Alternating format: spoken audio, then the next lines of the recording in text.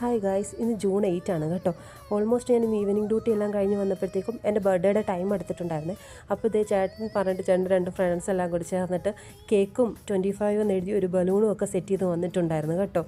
ഈ വട്ടം ചോക്ലേറ്റ് അല്ല കേട്ടോ, എല്ലാ വട്ടവും എനിക്ക് ചോക്ലേറ്റിൻ്റെ കേക്കായിരുന്നു മേടിച്ചിരുന്നത്.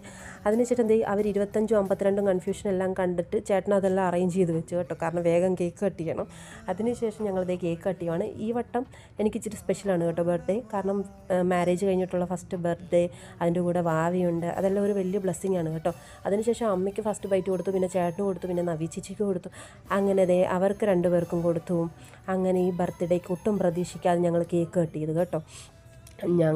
ഞാൻ പ്രതീക്ഷിച്ചിട്ടില്ലായിരുന്നു, കാരണം എന്താ പറയുക, നമുക്ക് ഇപ്പോൾ ഒക്കെ ബർത്ത്ഡേ അങ്ങനെ നമ്മളങ്ങനെ റിമെമ്പർ ചെയ്യില്ല. ബർത്ത്ഡേ ആണെന്ന് നമുക്കറിയാമെങ്കിലും സെലിബ്രേഷനോട് അങ്ങനെ വലിയൊരു താല്പര്യം എനിക്കിപ്പോൾ ഇല്ലായിരുന്നു കേട്ടോ.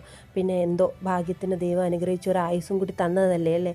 അങ്ങനെ ഞങ്ങൾ ബർത്ത്ഡേ കേക്കെല്ലാം കട്ട് ചെയ്തു, കേക്കെല്ലാം അവർക്കും കൊടുത്തു. അപ്പോൾ അത്രയേ ഉള്ളൂ. Thank you.